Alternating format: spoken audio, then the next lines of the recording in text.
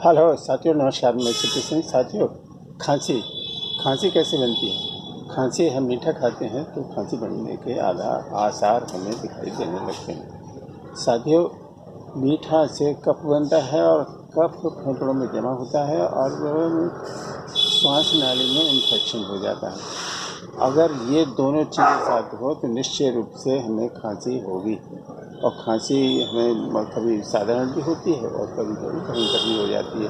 अगर इसे सुधार दवाई वगैरह न किया जाए तो ये भयंकर हो जाएगी और आगे चल कर के अन्य रोग भी इससे पैदा हो जाते हैं। साथियों, एक साधारण सी बात है, आप छोटे पीपल लें, मार्केट में पंसारी के यहाँ से आ जाएगी छोटी पीपल, छोटी छोटी आती है, काले रंग की होती है। तो उसमें वो लाएँ और वो थोड़ी सी मतलब बहेड़ा ले आएँ, बहेड़ा और बहेड़ा आंवला जो उसमें त्रिफला में काम आता है, वो बहेड़ा अलग से दोनों चीज़ों को ले लें।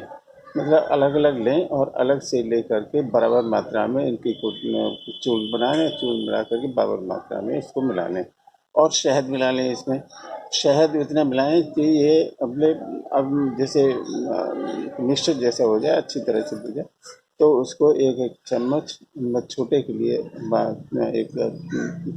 एक तिहाई चम्मच और बड़ों के लिए 1 चम्मच आप दे सकते हैं सुबह शाम।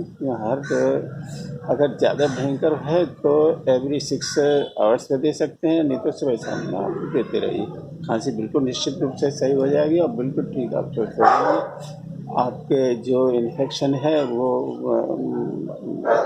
पीपल ख़त्म कर देगी और बहेड़ा जो है खांसी को निकाल के वो बाहर कर देगा, कफ को निकाल के बाहर कर देगा। और साथ ही ये बहुत ही अच्छी एक मतलब कह लीजिए साइड इफ़ेक्ट कुछ नहीं है इन दवाइयों का, आप आराम से ले सकते हैं।